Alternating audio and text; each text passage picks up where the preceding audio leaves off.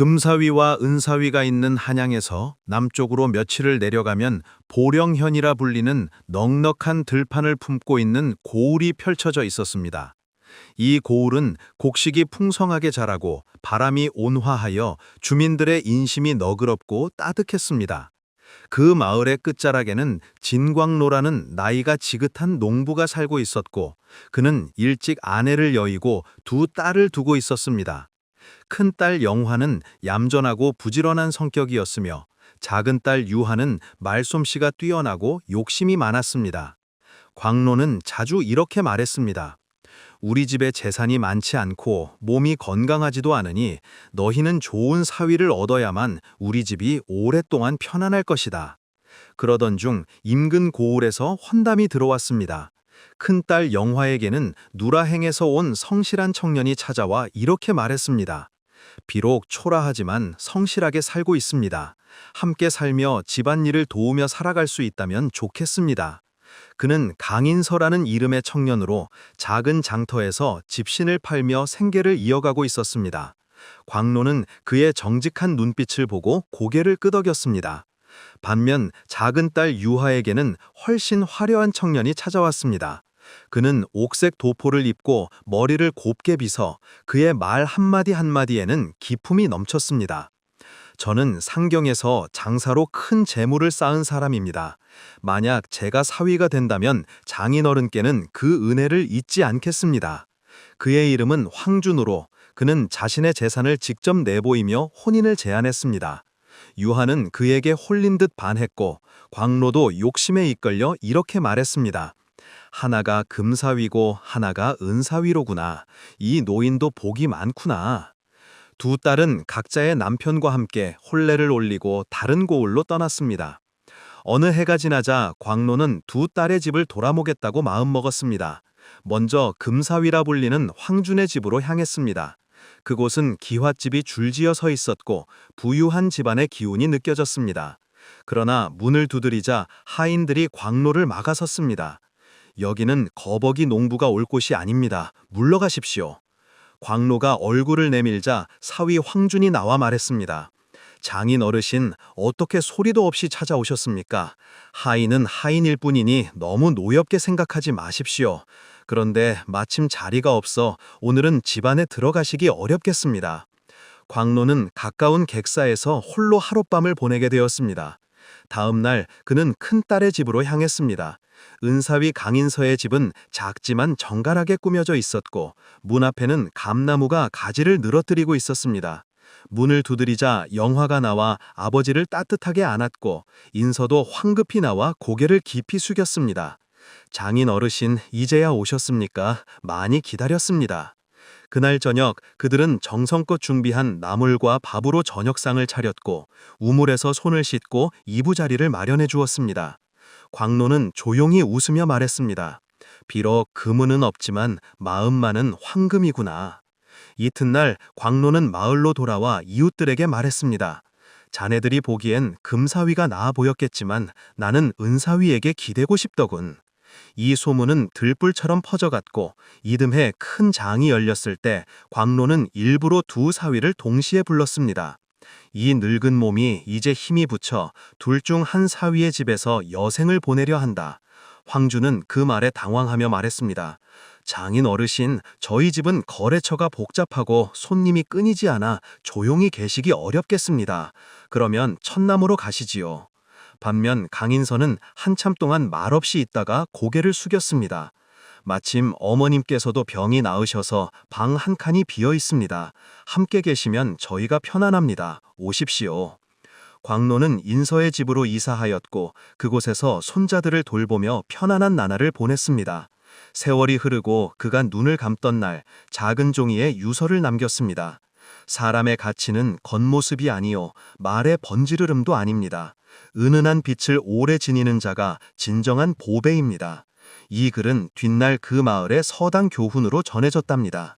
수호의 하얀 말이 있는 함경도와 만주 접경의 외진 산악지대에는 백명촌이라 불리는 마을이 있었습니다. 이 마을은 사계절 바람이 세차고 겨울에는 눈이 골짜기를 가득 메우곤 했습니다. 험준한 지세와 외진 위치 탓에 왕래가 드물었지만 이 마을에는 오래전부터 전해 내려오는 전설이 있었습니다. 눈린 밤 백마가 마을을 돈다. 그 말이 보이면 큰 병고가 있거나 누군가의 간절한 소망이 이루어진더라. 아이들은 그 말을 하늘말이라 부르며 신기하게 여겼고 어른들은 그것을 환영이라며 웃어 넘겼습니다. 그러나 단 한 사람, 17살의 청년 수호만은 그 전설을 진지하게 믿었습니다. 수호는 어린 시절 부모를 잃고 외삼촌의 집에서 자랐습니다. 외삼촌은 장터에서 짐을 나르는 말을 기르는 말장이었고 수호는 그곳에서 말을 돌보며 살아왔습니다. 그는 마을 박산 자락에서 흰 말을 본 적이 있다고 주장했습니다. 모두가 그 말을 허튼 소리라 여겼지만 수호는 굳게 믿었습니다. 그 말은 진짜예요. 저는 봤어요. 눈 오는 새벽에 숨소리조차 들리지 않는 그때 오직 저만 쳐다보더군요. 외삼촌은 수호의 말을 듣고 혀를 차며 말했습니다. 말 돌볼 생각은 하지 않고 꿈에 빠져 허송세월하다니. 하지만 수호의 눈빛은 흔들리지 않았습니다. 어느 겨울 국경에 불안한 기운이 감돌았습니다. 도적대가 활개를 치며 백성들을 약탈하고 마을을 불태웠다는 소문이 퍼졌습니다. 관아에서도 수락군을 파견했으나 산속 지리에 익숙하지 않아 별 성과를 내지 못했습니다. 그러던 중 백년총 근방에서도 낯선 불빛이 감지되었습니다. 사또는 마을에 전령을 보내 장정들을 부르며 말했습니다. 이 고을에서 숨겨진 비탈길과 갈림길을 가장 잘 아는 자를 찾아야 한다. 헛돼 인명피해를 막을 수는 없다. 이 말을 들은 수호는 주저없이 나섰습니다. 소인은 백령촌의 지리를 잘 압니다. 어르신들께 여쭤봐도 아실 겁니다. 그러나 솔라군 대장은 그를 물끄러미 바라보며 말했습니다. 너 같은 어린 녀석이 어찌 앞장을 서겠다는 것이냐? 수호는 담담히 대답했습니다. 목숨을 걸 수 있다면 나이를 따질 필요는 없지 않습니까? 수호는 솔라군을 이끌고 마을을 넘어 험한 지형을 안내했습니다. 그들 중 몇몇은 고개를 갸우뚱했지만 수호가 미리 알려준 비탈길로 빠져 도적들의 매복을 피할 수 있었습니다. 결국 도적들은 포위되어 붙잡혔고 마을은 무사했습니다. 수호에게는 은으로 만든 칼자루 하나가 주어졌습니다. 자네는 마을을 구한 공이 있도다. 기름을 올려 관에 청고하게 놓라. 하지만 수호는 그 칼을 사양하며 말했습니다. 소인에게는 오직 하나, 그 흰 말의 정체를 알고 싶은 바람뿐입니다. 며칠 후 수호는 다시 산을 올랐습니다. 어릴 적 흰 말을 본 그 자리에 불을 피우고 조용히 노래를 읊었습니다. 하늘 아래 말이여, 누군가의 소원을 품고 있다면 이 반만은 내 앞에 와주시오. 그 순간 바람 사이로 고운 숨결이 들려왔습니다. 눈 내리는 능선 위로 은빛 털을 가진 흰 말이 조용히 나타났습니다. 수호는 놀라지도 않고 고개를 숙였습니다. 기다렸습니다. 흰 말은 수호를 가만히 바라보다 천천히 머리를 숙이고 그 앞에 멈추었습니다. 그때 흰 말의 눈에서 푸른 빛이 비쳤고 수호는 정신을 잃었습니다. 눈을 떴을 때 그는 낯선 공간에 있었습니다. 흰 말은 말이 아닌 인간의 목소리로 말했습니다. 너는 나를 두려워하지 않았다. 바라는 것이 명예도 부도 아닌 진실한 궁금증이었기에 내게 대답할 자격이 있구나. 수호는 조용히 물었습니다. 대체 당신은 누구십니까? 흰 말은 미소 짓듯 말했습니다. 나는 이 땅에 내려온 수호령이다. 백양초는 오래전 내 몸이 묻힌 자리, 내가 다시 깨어나는 것은 인간들 중 간절한 자가 있기 때문이다. 수호는 다시 물었습니다. 그럼 전 다시 당신을 볼 수 없습니까? 흰말은 미소를 지으며 대답했습니다.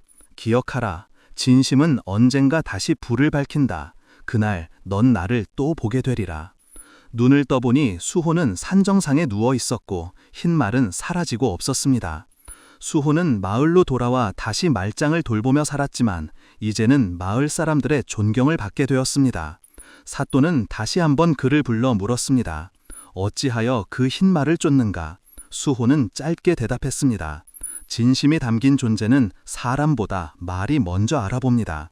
그리고는 더 이상 그 말을 쫓지 않았습니다. 그러나 아이들은 수호를 따라 마을을 돌보았고 때때로 산속에서 흰털이 흩날리는 듯한 장면을 보았다고 수근거렸습니다. 그렇게 수호의 하얀 말은 다시 전설이 되었지만 단 한 사람, 수호만은 그 말이 전설이 아닌 기억임을 알고 있었습니다. 마지막으로 강원도의 깊은 산골에는 연화령이라는 마을이 있었습니다. 그곳은 바람이 세차고 겨울이 길어 농사도 장사도 어려웠지만 마음 착한 사람들이 모여 살아가는 곳이었습니다. 그 마을에서도 유독 가난한 청년 하나가 있었는데 그의 이름은 서도율이었습니다. 부모 없이 자라난 도율은 남의 마음을 헤아리며 하루하루를 살아갔고 굶주린 이웃을 보면 자신의 밥도 나눌 만큼 심성이 고운 사람이었습니다. 그러나 마을 사람들 중에는 그를 헛되이 여기는 이들도 있었습니다. 저 녀석은 착하기만 하고 세상 물정을 몰라 평생 남의 집 굴뚝이나 쳐다보고 살겠지. 하지만 도율은 웃으며 대답했습니다. 부자가 되는 것보다 누군가를 도울 수 있다면 그걸로 족합니다. 그 마을에는 한 노인이 살고 있었습니다. 모두가 유배공이라 부르던 그는 백발이 성성하고 눈빛이 반짝이며 평생을 혼자 살았지만 어디서나 환영받는 인물이었습니다. 어느 날 도율은 산에서 장작을 하다 내리막길에 미끄러져 넘어졌고 마침 지나가던 배공이 그를 부축해 일으켜 주었습니다. 도율아, 몸 조심해야지. 다치기라도 하면 어찌할 참이냐. 도율은 민망하게 대답했습니다. 제가 더 조심했어야 했는데요. 감사합니다. 그날 이후 도율은 종종 배공의 집에 들러 장작을 쪼개주고 우물에서 물을 길어 물독에 채워주곤 했습니다. 배공은 도율을 보며 늘 이렇게 말했습니다. 자네만 보면 젊어지는 기분이네. 도율은 대답했습니다. 전 어르신과 함께 있으면 마음이 편합니다. 아무 조건 없이 저를 사람답게 대해주시니까요. 몇 해가 지나자 배공은 병이 깊어졌습니다. 마을 사람들은 모두 그의 땅이나 집이 누구에게 돌아갈지 수군거렸습니다. 배공은 자식이 없는데 저 재산을 그냥 땅에 묻을까? 도율에게 간다면 제일 어울리겠지만 그런 복이 쓰일까? 그러던 중 배공은 도율을 불러 조용히 말했습니다. 내가 곧 세상을 떠날 것 같구나. 내 집 뒤편 장독대 중 셋째 항아리 바닥에 작은 봉투가 있다. 이 마을에 큰 일이 닥치거든 그걸 열어보거라. 도율은 놀라며 물었습니다. 무슨 일이 닥친다는 말씀이십니까? 배공은 눈을 감고 조용히 웃으며 말했습니다. 시간이 오면 알게 될 것이다. 허나 함부로 열지는 말거라. 배공은 그날 밤 조용히 눈을 감았고 마을 사람들은 그를 정성껏 떠나보냈습니다. 도율은 슬픔에 잠겨 배공이 남긴 말만 곱씹었습니다. 그로부터 3년 뒤 마을에 흉년이 찾아왔습니다. 비가 내리지 않아 노는 갈라지고 초가집 곳간마다 쌀이 바닥났습니다. 탐욕스러운 외지 권리가 이 마을의 조세를 책임지게 되었고 무리한 세금과 곡식 징발로 마을은 고통에 빠졌습니다. 도율은 더 이상 참지 못하고 배공이 남긴 장독을 찾아갔습니다. 셋째 항아리를 들고 바닥을 두드리자 봉투 하나가 툭 떨어졌습니다. 그 안에는 편지 한 장과 지도 한 장이 들어 있었습니다. 이 마을 동쪽 묘소 및 세 번째 돌 밑에 파거라. 그곳에 마을 사람 모두를 살릴 시약과 약초 그리고 조정해 내야 할 진실이 담겨 있다. 도율은 밤중에 곧장 그 자리를 파냈고 그곳에 묻혀있던 상자 하나를 발견했습니다. 그 안에는 회개한 약초와 빛나는 문서 다발이 있었습니다. 그 문서는 수십 년 전 공이 기록해둔 관하의 횡포, 불법 과세, 마을 토지 강탈에 대한 증거들이었습니다. 도율은 상자를 품고 도성으로 향했습니다. 길은 험하고 관문마다 막혔지만 그는 포기하지 않았습니다. 만화 앞에서 며칠을 기다리다 결국 한 관리의 눈에 띄게 되었고 곧 손해부에까지 진상이 전달되었습니다. 며칠 후 조정에서는 직접 조사관을 파견해 보령을 조사했고 결국 외지 관리들은 파직당하고 마을은 세금 면제를 받았으며 백성들은 곡식을 지원받게 되었습니다. 도율은 영의정 앞에 불려갔습니다. 사내는 보상으로 뭘 원하오? 벼슬도 토지도 상금도 괜찮소. 그는 고개를 도용히 저었습니다. 저는 고향으로 돌아가겠습니다. 저를 믿어준 노인이 남긴 그 마음을 더럽히고 싶지 않습니다. 영의정은 감탄하며 웃었습니다. 자네 같은 이가 있다면 조선은 아직 희망이 있겠구나. 도율은 마을로 돌아와 배공의 집을 정비하고 서당을 세웠습니다. 마을 아이들을 가르치고 배공의 가르침을 기억하며 그렇게 지냈습니다. 어느 겨울 그는 서당 마당을 쓸며 아이들에게 말했습니다. 지혜란 남보다 똑똑한 것이 아니라 진심으로 세상을 돕고자 하는 마음에서 시작된다. 배공 어르신이 내게 가르쳐준 가장 큰 지혜는 그것이었다. 아이들이 물었습니다. 스승님, 그럼 지혜는 어디에 숨겨져 있어요? 도율은 미소 지으며 대답했습니다. 마음속 장독 속에 있지 쉽게 올 수는 없지만 꼭 필요한 날이 오면 반드시 빛을 낸단다.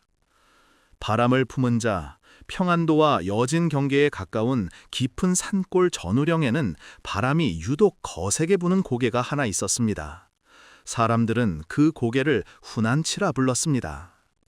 바람이 불면 고개 아래 마을에 이상한 일이 일어났고 누군가는 실종되거나 누군가는 돌아와 전혀 다른 사람이 되었다는 이야기가 전해졌습니다. 그 바람의 중심에 있었던 이름, 바로 후남지였습니다. 후남지는 어려서부터 바람과 친구처럼 지냈습니다. 그는 고아였고 마을 뒷산의 음막에서 혼자 살아갔습니다. 누가 돌보는 이도 없었지만 그는 늘 씩씩하고 밝았습니다. 날마다 바람이 부는 날이면 음막 뒤 언덕에 올라가 나무패를 두드리며 노래를 불렀습니다. 바람아, 오늘은 어디서 왔니? 어제보다 차갑구나. 마을 사람들은 그를 슬쩍 미쳤다고 여겼습니다. 그러나 아이들은 그를 좋아했습니다. 어른들은 그를 경계했습니다. 어느 날 고을에 사도가 새로 부임했습니다. 이름은 김재현. 그는 외지에서 큰 업적을 세운 인물로 단호하고 정의로운 성격으로 유명했습니다. 그는 처음으로 고을에 도착하자마자 선우령의 바람 이야기를 들었습니다. 그 고개 너머에서 사람이 바뀐다니 어림없는 소리, 무언가 숨겨진 것이 있겠지. 그는 즉시 고개 너머를 조사하겠다 하였고 마을 사람들에게 가장 바람에 익숙한 자를 찾으라 했습니다. 후남지가 가장 적임이라는 이름이 나왔고 후남지는 관가로 불려갔습니다. 내가 후남지냐? 그렇습니다. 바람 소리를 잘합니다. 이 고개를 너와 함께 오르려 한다. 기꺼이 안내하겠느냐? 기꺼이 하겠습니다. 다만 한 가지 주의하셔야 할 점이 있습니다. 무엇이냐? 바람이 붉게 바뀌면 말을 하지 마십시오. 그리고 걸음을 멈추십시오. 사도는 당혹스러웠지만 후남지의 말에 호기심이 생겼습니다. 다음 날 둘은 새벽 바람을 맞으며 고개를 올랐습니다. 고개의 정상에 다다를 즈음 바람이 갑자기 방향을 바꾸었습니다. 장기온이 아래에서 위로 치솟고 바람결에 붉은 흙가루가 실려왔습니다. 사도가 입을 열려는 순간 후남지가 재빨리 그의 입을 막았습니다. 조용히 하십시오. 이 바람은 듣고 있습니다. 둘은 말없이 바위 뒤에 몸을 숨겼습니다. 이윽고 바람이 사라지고 고개 너머 깊은 골짜기에 작은 절터 같은 폐허가 드러났습니다. 저곳은 옛날 마을을 떠났던 도사들이 만든 풍령소라는 곳입니다. 바람을 다스리는 비결을 남겼으나 탐욕에 쓰이자 모두 사라졌다고 들었습니다. 사도가 후남지에게 물었습니다. 그대는 어찌 그 바람을 아는가? 후남지는 대답했습니다. 어렸을 적 붉게 몰아치는 밤마다 제 앞에 흰옷을 입은 여인이 나타났습니다. 그녀는 말없이 제 이마에 손을 얹었고 그날 이후부터 저는 바람 소리를 알아들을 수 있게 되었습니다. 귀신인가? 아니요, 제 어머니였습니다. 그날 이후 후남지는 사도를 도와 풍령소의 비밀을 함께 풀어나갔습니다. 폐허 속에는 낡은 장부가 함께 있었고 그 안에는 바람을 길들이는 주술과 함께 사람의 마음을 읽는 문장이 새겨져 있었습니다. 그러나 이 사실을 알게 된 일부 간신들은 흑심을 품었습니다. 풍령소의 힘을 이용해 권세를 얻고자 몰래 후남지를 납치했지요. 그는 바람의 말을 듣지 않는 자들에게는 절대 바람은 힘을 빌려주지 않는다고 했지만 그들은 아랑곳하지 않았습니다. 후남지는 붉은 바람이 불어오는 밤 자신을 묶어둔 채 강제로 주술을 쓰게 하려는 자들 앞에서 마지막으로 외쳤습니다. 바람은 귀를 가진 존재입니다. 거짓 앞에선 스스로 몸을 감춥니다. 그러자 갑자기 거센 돌풍이 몰아쳤고 억센 나뭇가지들이 쓰러지며 그 자리를 집어삼켰습니다. 다음 날 그 자리에 남은 것은 망가진 폐허뿐이었습니다. 사도는 그 소식을 듣고 말없이 풍령소를 향해 절을 올렸습니다. 그는 다시 후남지를 찾지 못했습니다. 그러나 후남지 고개 위에는 그날 고요하면서도 힘있는 바람이 불기 시작했습니다. 그 바람을 맞은 사람들은 저마다 자기 속내를 다시 돌아보게 되었고, 마을 사람들은 더 이상 바람을 두려워하지 않았습니다. 그리고 아이들이 묻곤 했습니다. 정말 후남치 아저씨는 바람이 되었나요? 어른들은 웃으며 대답했습니다. 어쩌면 바람이 그를 데려간 것이 아니라 그가 바람을 품고 떠난 것일지도 모른단다. 천생의 은인. 한양에서 멀지 않은 경기도의 작은 고을에는 매년 기한 일이 일어났습니다. 해마다 현령이 바뀌거나 군사들이 부임해 올 때마다 고을 어귀에 있는 오래된 은행나무 밑에 반드시 한 남자가 나타나 무릎을 꿇고 있었습니다. 해가 뜨기 전부터 그 자리에 앉아 해가 질 때까지 말 한마디 없이 사람들은 그를 전쟁 사나이라 불렀습니다. 그의 이름은 정현이었으며 30을 넘긴 듯한 단정한 용모와 고요한 눈빛을 가진 자였습니다. 마을 사람들은 수군거렸습니다. 어디서 왔는지 아무도 모른다. 20년째 혼자 저 자리를 지키고 있다니 미친 개지. 본마다 와서 뭐 하는 거야. 무슨 죄를 지었는지 모르겠지만 분명 뭔가에 열중하고 있을 거야. 그러나 정현은 아무 말 없이 고개만 조아릴 뿐이었습니다. 그러던 어느 날 새로 부임한 현령 윤진호는 부임 첫날 말을 타고 고을에 들어서다가 은행나무 아래 무릎을 꿇고 있는 정현을 보았습니다. 그는 말에서 내려 조용히 물었습니다. 그대는 누구요? 정현은 천천히 고개를 들고 말했습니다. 그저 죄인일 뿐입니다. 윤진호는 눈썹을 찌푸리며 물었습니다. 무슨 죄를 지었기에 이렇게 날마다 속죄를 하시오? 정현은 미소를 지으며 고개를 숙였습니다.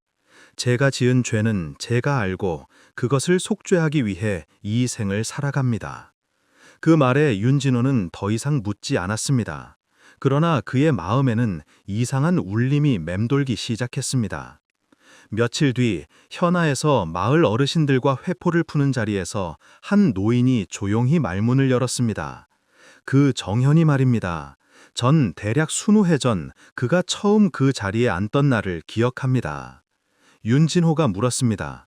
그가 처음 왔을 때 무슨 일이 있었소? 그해 봄 군사들이 이상하게 죽어나갔지요. 그리고 그날 밤 꿈속에서 하늘에서 붉은 옷을 입은 자가 내려와 말하길 그 죄인에게 빚을 갚습니다 라고 했습니다. 빚이라니요? 그게 뭐냐?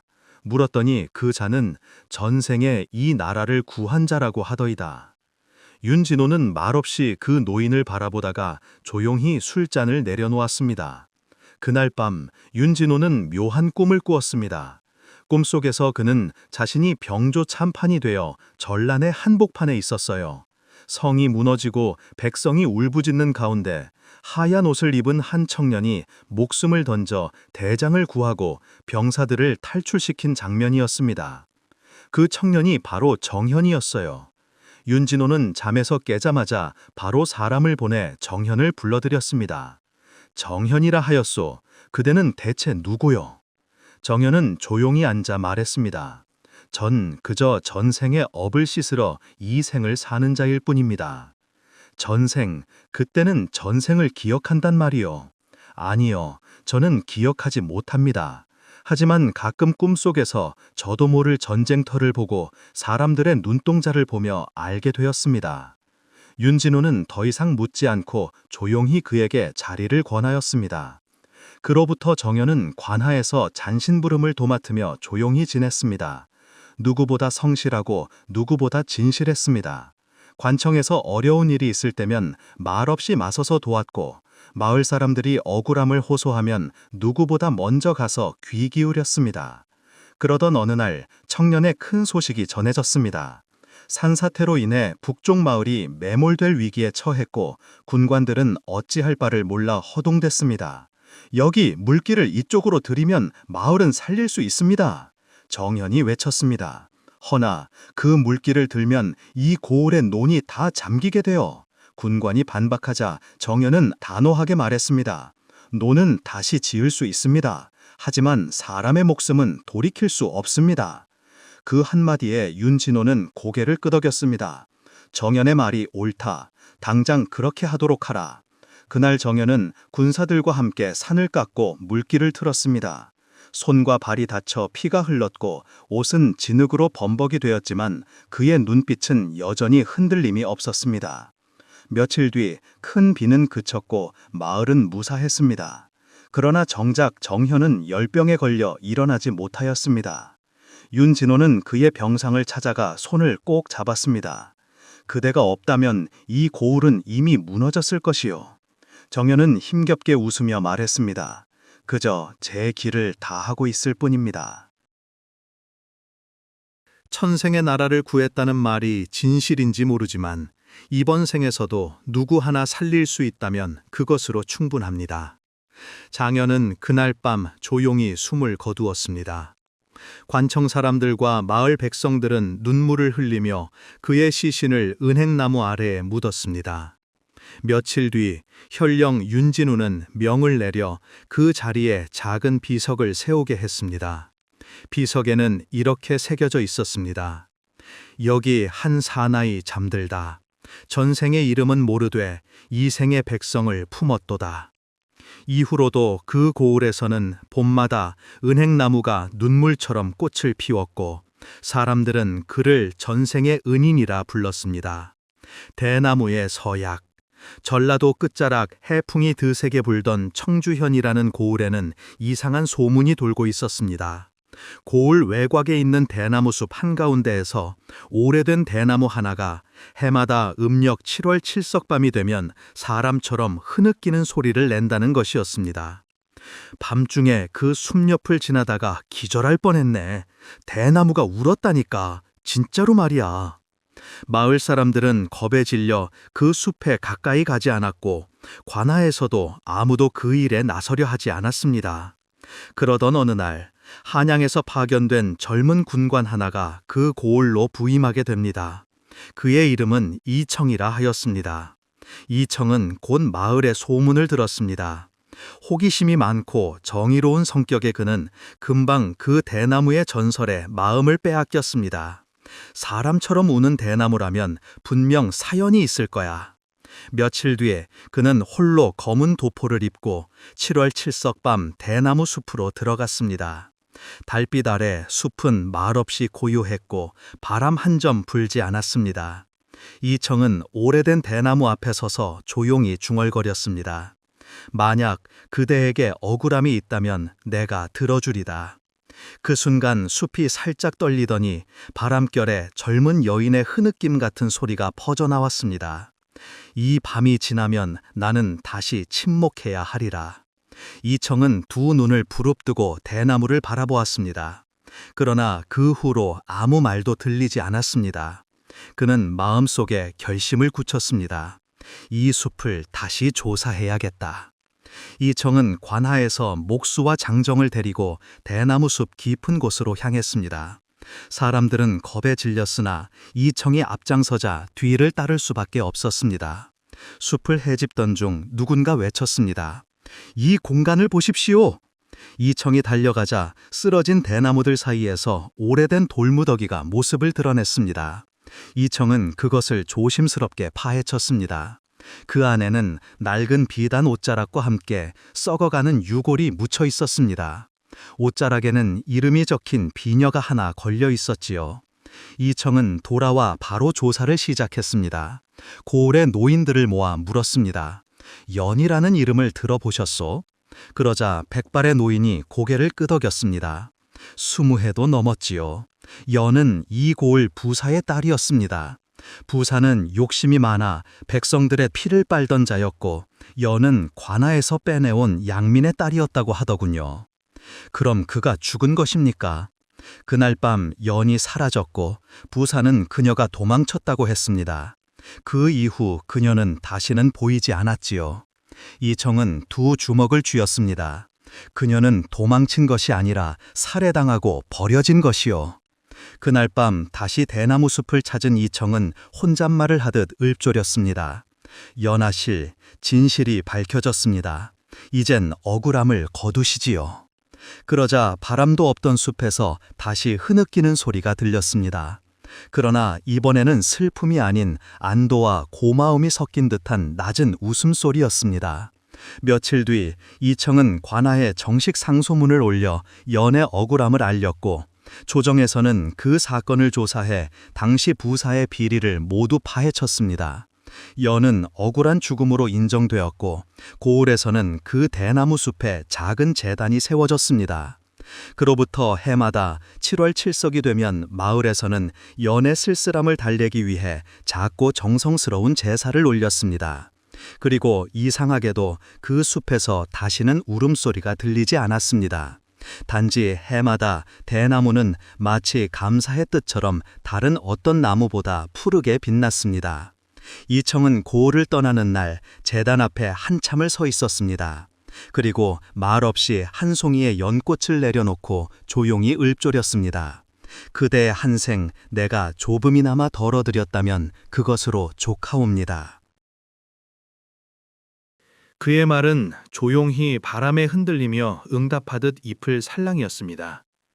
이후 이청은 조정에서도 정의롭기로 이름을 떨쳤고 대나무 군관이라 불리며 백성들의 존경을 받았습니다. 그러나 그는 살아있는 동안 다시는 그 숲을 찾지 않았습니다. 단지 마음속에 늘 연이라는 이름을 기억하고 매년 7월 7석이면 조용히 대나무 향이 배인 연꽃 한 송이를 강에 띄우곤 했습니다. 꽃신 속의 비밀. 경상도 외딴 산자락에 자리한 서금리는 깊은 안개에 둘러싸여 아침마다 봉화처럼 뿌연 기운이 피어오르는 마을이었습니다. 이 마을에는 외딴 초가 하나가 있었는데 그 집에는 연지라는 이름의 젊은 여인이 홀로 살고 있었습니다. 그녀의 나이는 23이었습니다. 연지는 고운 얼굴에 조신한 몸가짐으로 마을 어른들의 칭찬이 자자했으나 그녀의 삶은 수수께끼 같았습니다. 분명 어디 양반집 자식이었을 텐데 어찌하여 산골짜기에서 홀로 사는 것일까?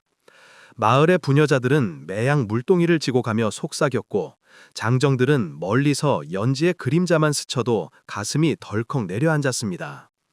연지가 유일하게 마을 사람들과 섞이는 날은 매달 보름날 장터에 가는 날뿐이었습니다. 그녀는 항상 붉은 치마와 저고리를 입고 손수 만든 천 보자기를 들고 나타났으며 팔에는 반짝이는 꽃자수가 놓인 고운 꽃신을 신고 있었습니다. 그 꽃신은 다른 어디에서도 본 적이 없는 특별한 물건이었습니다. 저 꽃신은 예사 물건이 아니야. 어디 귀한 상단에서나 볼 수 있는 것이라 하더구만. 그날도 장터에서는 온 마을 사람들이 모여 북적였습니다. 연지는 어김없이 장에 나왔고 그때 도포자락을 휘날리며 말을 타고 온 사내가 장터 입구에 당도했습니다. 그는 외지인으로 보였고 말에서 내리는 순간부터 시선이 연지에게 향했습니다. 저 여인 맞구나. 분명 연지시다. 사내가 중얼거렸습니다. 연지는 그 사내의 시선을 느끼고 얼른 고개를 돌렸습니다. 그러나 그의 눈빛은 집착하듯 달아붙었고 연지는 손에 들고 있던 보자기를 움켜쥔 채 도망치듯 장터를 빠져나갔습니다. 이상하게도 그녀가 달아나는 방향을 따라 바람이 세차게 몰아찼습니다. 저 사내 누구지? 연지 아씨가 저리 놀라 도망가다니 혹시 과거의 인연이 아닐까? 그런 생각이 든 사람들의 소군거림 속에 그 사내는 재빨리 말을 몰아 연지를 뒤쫓기 시작했습니다. 연지는 산길로 접어들었습니다. 평소 아무것도 가지 않는 외진 옷솔길이었지만 마치 미리 준비라도 한 듯 그녀의 발길은 머뭇거림이 없었습니다.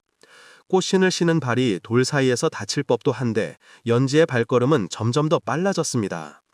뒤따라온 사내는 말을 멈추고 허겁지겁 말을 내려 연지를 쫓아 뛰었습니다. 연지가 숨을 몰아쉬며 나무 뒤로 몸을 숨기자 사내의 음성이 조용히 들려왔습니다. 연지 아씨, 전하께서 기다리십니다. 이리 달아나시면 곤란합니다. 연지는 나무 뒤에서 가쁜 숨을 내쉬며 입을 열었습니다. 그 이름을 다시 듣게 될 줄은 몰랐습니다. 그분께서 날 아직 기억하신단 말입니까? 잊지 못하십니다. 아씨의 행방을 찾느라 여러 곳을 헤매셨습니다. 제발 저와 함께 가주시지요. 사내는 무릎을 꿇고 정중히 고개를 숙였습니다. 연지는 한참을 나무 뒤에 서서 눈을 감았습니다. 이내 조용히 모습을 드러냈습니다. 그녀의 눈에는 눈물이 고여 있었고 손에는 흙에 묻은 꽃신이 들려 있었습니다. 이 꽃신을 신고 다시 궁궐로 돌아가야 한다면 그날의 모든 일이 다시 시작될 것입니다. 그녀는 떨리는 목소리로 말했습니다. 사내는 고개를 들었습니다. 그날의 일은 모두 오해였습니다. 대부님께서 꾸민 일이지 전하께선 그만하십시오. 연지는 단호하게 말을 잘랐습니다. 전하를 미워하지 않았습니다. 다만 그 곁에 있으면 또다시 누군가 희생될 것 같았기에 달아난 것입니다. 연지는 눈을 감고 꽃을 가만히 내려놓았습니다. 그리고 나무 아래 앉아 조용히 말했습니다. 이 산에서의 삶은 외로웠지만 마음은 평안했습니다. 그러나 이제 다시 흔들리게 되었군요. 사내는 머뭇거리다 조심스럽게 다가와 꽃신을 집어들었습니다. 이 꽃신은 전하께서 아씨를 위해 직접 고른 것입니다. 아씨의 발을 찔러서 안 된다며 술을 놓던 장인을 곁에 두고 사위를 꼬박 함께 머무르셨지요. 연지의 눈가가 다시 젖었습니다. 그분은 언제나 그런 분이셨지요. 그러니 이제는 피하지 마십시오. 전하께서 드디어 모든 권세에서 벗어나셨습니다. 이제 아씨를 지킬 수 있습니다. 한참의 침묵 끝에 연지는 꽃을 바라보았습니다. 내 발이 꽃신을 다시 받아들일 수 있을지 아직은 두렵습니다. 시간이 필요하시다면 기다리겠습니다. 산내는 조용히 웃으며 말했습니다. 허나 아씨를 꼭 다시 궁으로 모셔가라는 전하의 명을 받들었기에 오늘 밤까지만 이상 기류 속에 머물겠습니다. 부디 다시 마음을 열어주시길. 그날 밤 연지는 집 처마 밑에 꽃을 놓고 문을 닫았습니다. 안에서는 촛불 하나가 희미하게 흔들리고 있었고 바깥에서는 바람에 흔들리는 산새 소리가 들릴 뿐이었습니다. 사내는 멀지 않게 앉아 집을 바라보며 하늘을 올려다보았습니다. 이튿날 아침 연지는 문을 열고 나왔습니다. 발에는 꽃신이 신겨 있었습니다. 그녀는 조용히 그러나 단단한 눈빛으로 말했습니다. 전하를 다시 뵙겠습니다. 허나 그 곁에서 내가 스스로의 마음을 지킬 수 있어야만 합니다. 산내는 고개를 깊이 숙였습니다. 기다리겠습니다. 그리고 언제까지나 지키겠습니다. 그렇게 연지는 다시 꽃신을 신고 길을 나섰습니다. 이번에는 도망치는 걸음이 아니었습니다. 다시 궁으로 돌아가는 길 위에서 그녀는 단 한 번도 뒤를 돌아보지 않았습니다. 그렇게 꽃신을 신고 달려간 여인은 다시 그 꽃신을 신고 사랑을 향해 걸어갔습니다. 백호산의 깊은 산속에 자리한 작은 마을 백령촌에는 나이 30이 넘도록 변한 일 하나 없이 떠도는 사내가 있었습니다. 그의 이름은 하진호. 어린 시절 부모를 잃고 친척집을 전전하며 자랐으며 글도 장사도 잘하지 못해 늘 사람들에게 구박을 받으며 살았습니다. 저 녀석은 태어날 때부터 재수가 없는 놈이야. 무슨 일만 하면 망해. 마을 사람들은 진우가 장터에 나타나기만 해도 자리를 피했고 아이들조차도 그를 비웃으며 돌을 던졌습니다. 진우는 어느 날 모든 것을 내려놓고 마을을 떠나기로 결심했습니다. 보따리 하나 메고 발길 닿는 대로 산길을 떠났습니다. 산은 깊고 음산했으며 짙은 안개가 무릎 아래로 내려앉아 마치 세상을 가로막는 듯 했습니다. 그렇게 나흘째 되는 날 그는 험한 골짜기에서 길을 잃고 말았습니다. 식량도 떨어지고 몸은 이미 기력이 다해 있었지요. 그때였습니다. 어스름한 황혼역 숲속에서 거대한 기척이 느껴졌습니다. 진우는 숨을 죽인 채 뒤를 돌아보았습니다. 그곳엔 크고 위험한 백호가 눈을 부릅뜨고 그를 바라보고 있었습니다. 그 순간 진우는 본능적으로 무릎을 꿇고 머리를 조아렸습니다. 부디 저를 해치지 마옵소서. 날 잡아먹으셔도 원망하지 않겠습니다. 그러나 그 전에 제 얘기 한마디만 들어주시겠습니까? 놀랍게도 백호는 진우를 해치지 않았습니다. 오히려 그를 가만히 바라보더니 천천히 다가와 주위를 돌며 냄새를 맡고 이내 진우를 툭툭 치듯 건드리며 입을 벌렸습니다. 마치 말하듯이요. 진우는 입을 열었습니다. 전 늘 버림받았습니다.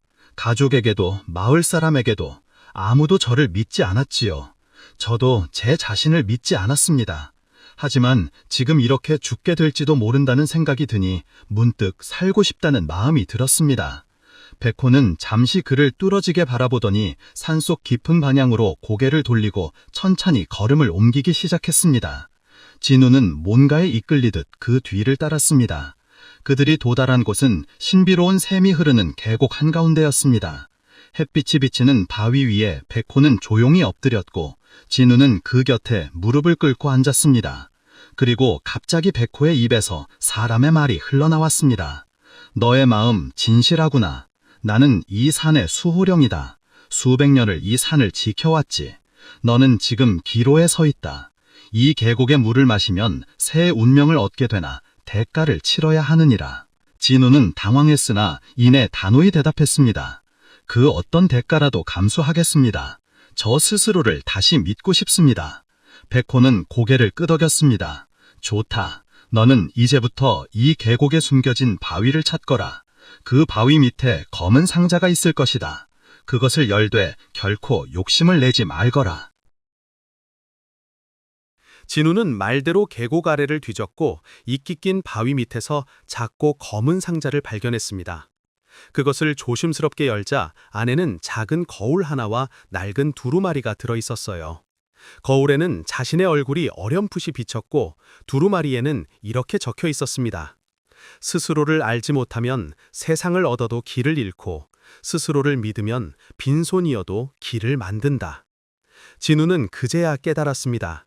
그동안 자신을 믿지 않고 남의 말에 흔들리며 살아왔음을. 그는 백호를 향해 깊이 절하였습니다. 감사합니다. 앞으로는 제 길을 스스로 걷겠습니다. 백호는 아무 말 없이 고개를 끄덕이고는 안개 속으로 천천히 사라졌습니다. 그 순간부터 진우의 삶은 조금씩 바뀌기 시작했습니다. 그는 다시 마을로 돌아가지 않았습니다. 계곡 근처의 빈터에 움막을 짓고 백호가 남긴 샘의 물을 퍼다 땅을 일구기 시작했습니다. 혼자였지만 외롭지 않았고 아무것도 없어도 마음은 평안했습니다. 몇 달 뒤 그 계곡에는 진우의 작은 집과 밭, 그리고 사람들이 병을 고치러 찾아오는 약초밭이 생겼습니다. 사람들은 그를 산선인이라 불렀고 그의 약을 받은 이들은 병이 나았으며 그의 말 한마디에 삶을 되돌아보았습니다. 어느 날 병든 아들을 데리고 한 어미가 찾아왔습니다. 진우는 아이를 보며 이마에 손을 얹고 조용히 말했어요. 이 아이는 살 수 있습니다. 그러나 어미의 눈물 먼저 닦아주어야겠군요. 어미는 그 말에 울음을 터뜨렸고 며칠 후 아이는 기적처럼 회복되었습니다. 소문은 멀리 퍼졌고 진우는 고관 대작에게도 불려가 궁중의 의원 노릇을 할 기회도 있었으나 그는 끝내 산을 떠나지 않았습니다. 그리고 그해 겨울 백호가 다시 그를 찾아왔습니다. 다시 말은 없었고 단지 함께 밤을 보낸 뒤 새벽녘에 조용히 떠났습니다.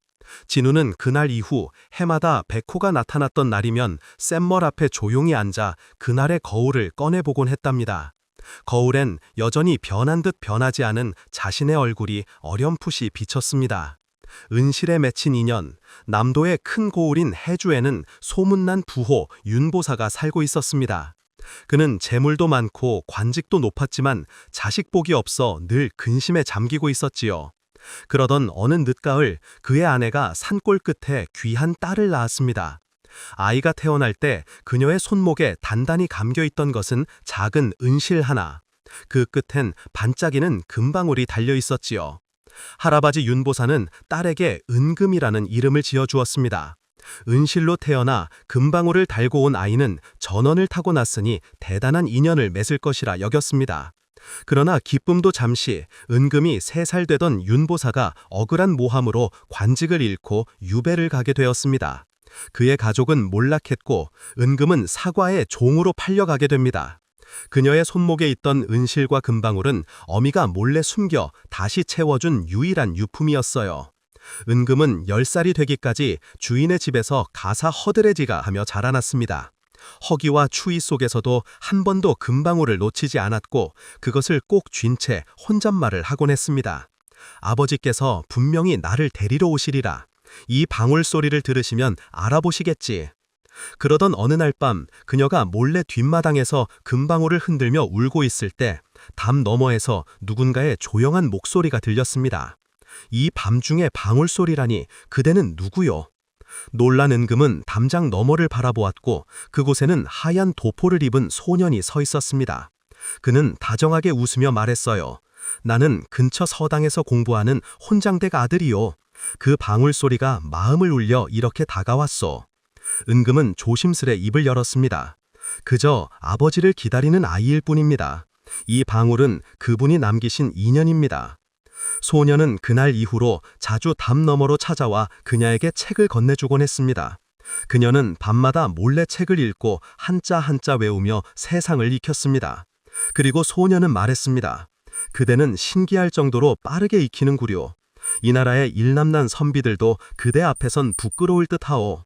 하지만 행복은 오래 가지 않았습니다. 주인집 며느리가 은금을 질투하여 그녀가 주인을 유혹하려 했다는 헛소문을 퍼뜨린 것입니다. 결국 은금은 마당에 끌려나와 매를 맞고 집에서 쫓겨났습니다.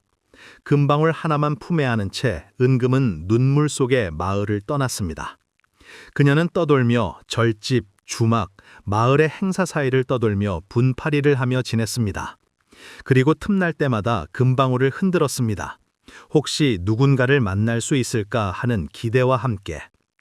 어느 날 그녀는 개성 근처의 큰 장터에서 방울 소리를 듣고 찾아온 상단의 노인을 만났습니다. 그는 방울을 보고 눈을 크게 뜨며 물었습니다. 이 방울 혹 윤부사님 것이 아니시오? 은금은 놀라 떨리는 목소리로 답했습니다. 어찌 그 이름을 알고 계십니까? 그 노인은 윤보사의 수하였고 윤보사가 유배지에서 병으로 세상을 떠났다는 소식과 함께 숨겨놓은 유서를 전했습니다.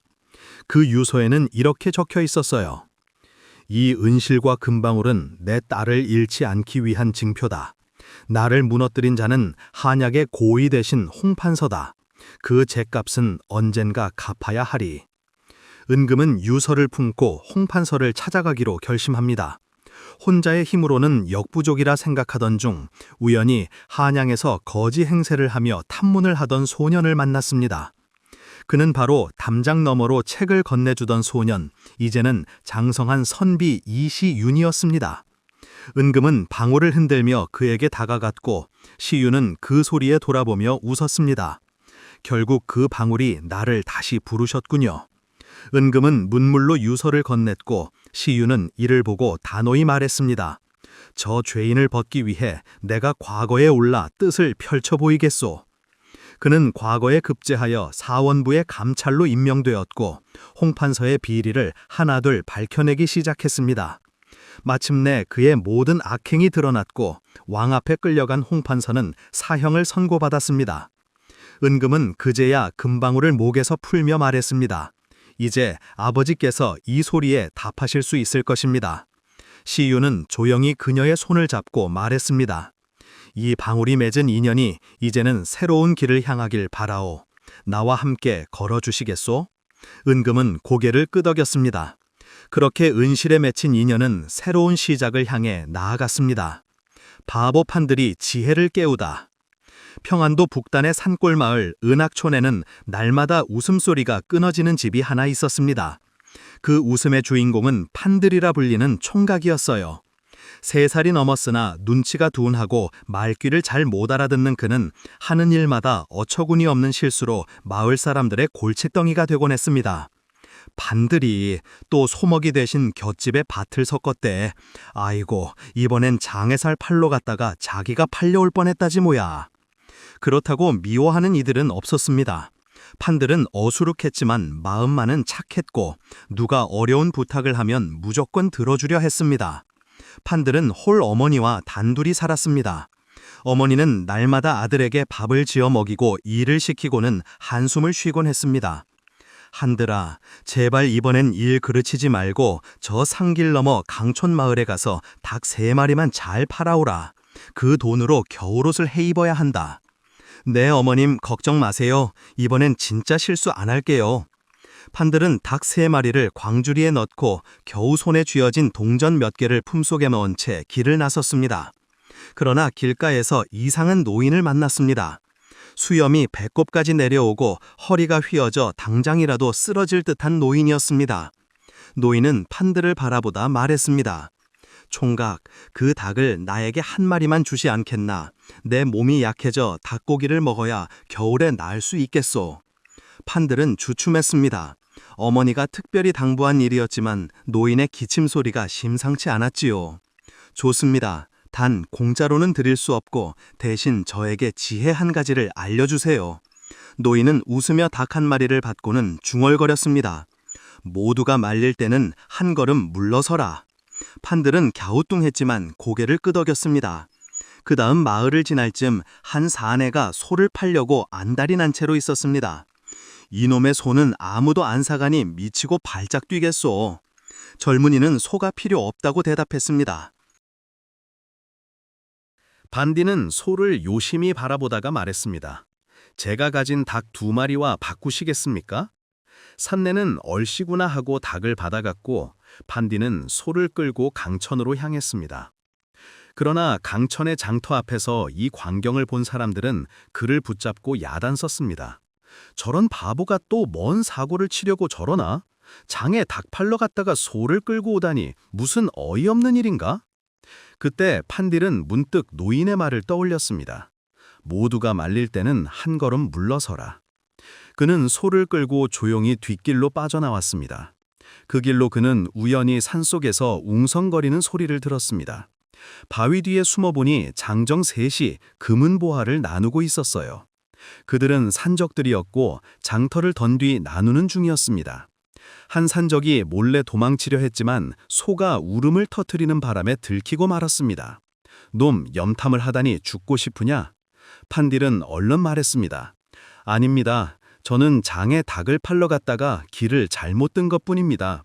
어차피 바보입니다. 아무 말도 기억 못합니다. 산적들은 얼굴을 찌푸렸지만 판딜이 어리숙하게 굴자 도리어 웃음을 터뜨렸습니다.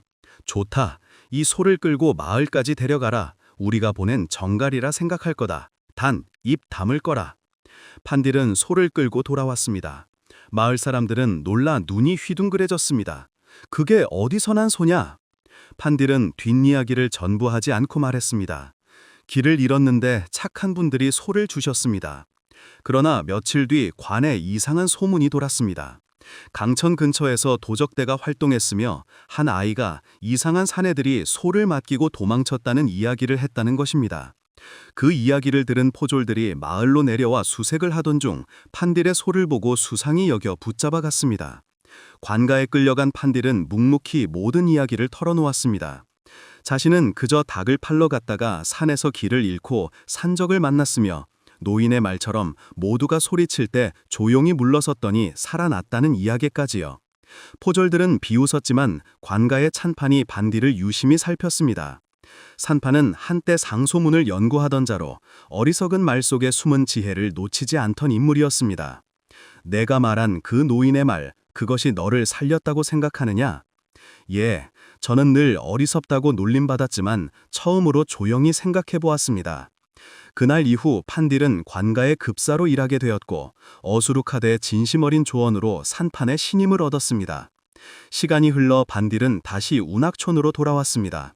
마을 사람들은 그가 관의 일을 봤다는 일하기에 놀랐고 어머니는 아들을 껴안고 울었습니다. 그는 다시 예전처럼 마을을 도우며 살았지만 더 이상 바보라 불리지 않았습니다. 아이들은 판딜을 따르며 물었습니다. 형님, 저도 바보여도 될까요? 그는 웃으며 말했습니다. 진짜 바보는 말 많은 사람들 사이에서 스스로 귀를 닫는 사람이란다. 난 그저 한 걸음 물러선 덕분에 귀를 찾았을 뿐이야. 오늘도 이야기 재미있게 잘 들으셨나요? 앞에서 들려드린 은실에 맺힌 인연 이야기는 부모의 사랑과 자식을 향한 어머니의 마음, 어떻게 세월을 넘어 이어지는지를 보여줍니다. 은금은 비록 어린 시절 가혹한 운명에 휘말려 종으로 팔려갔지만 끝내 아버지가 남긴 금방울을 놓치지 않으며 희망을 품었습니다. 인연은 우연처럼 시작되었지만 서로를 믿고 의지하며 노력한 끝에 악인을 벌하고 정의를 바로 세웠습니다. 이 이야기에서 배울 수 있는 점은 3가지입니다.